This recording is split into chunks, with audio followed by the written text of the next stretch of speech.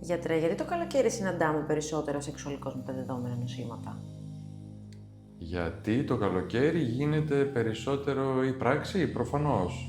Ή γιατί έχουμε περισσότερο υγρασία και ζέστη, γι' αυτό έχουμε κολπίτιδες, έχουμε βελονοκοστίτιδες, μυκητιάσεις δηλαδή στη γεννητική περιοχή, ή οι απομύκητες ή από μικροβιακούς λόγους.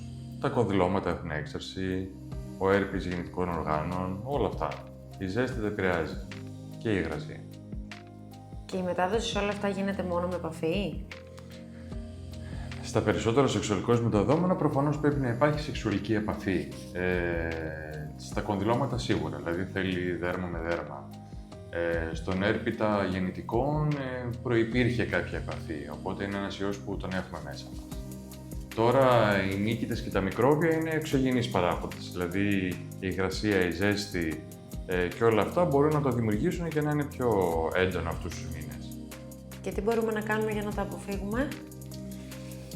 Σε κατάσταση που έχουμε έναν ιό μέσα, όπως είναι τον HPV ή του έρπιτα, δεν μπορούμε να κάνουμε κάτι. Έχει μεγάλη ύφεση τώρα το καλοκαίρι, ας πούμε, οπότε εκεί δεν κάνουμε κάτι, απλά θεραπεύουμε όταν πια τα βγάλουμε.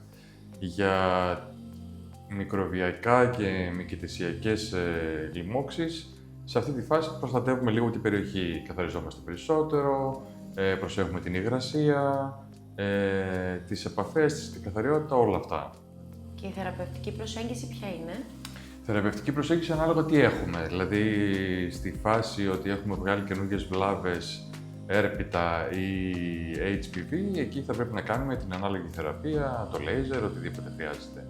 Αν έχουμε βγάλει μυκητιάσεις ή μικρόβια, πάλι την ανάλογη θεραπεία, αντιμυκητασιακά δηλαδή, αντιμικροβιακά, αντιβιωτικά, τέτοια πράγματα. Όλα διορθώνονται και όλα πάνε μια χαρά.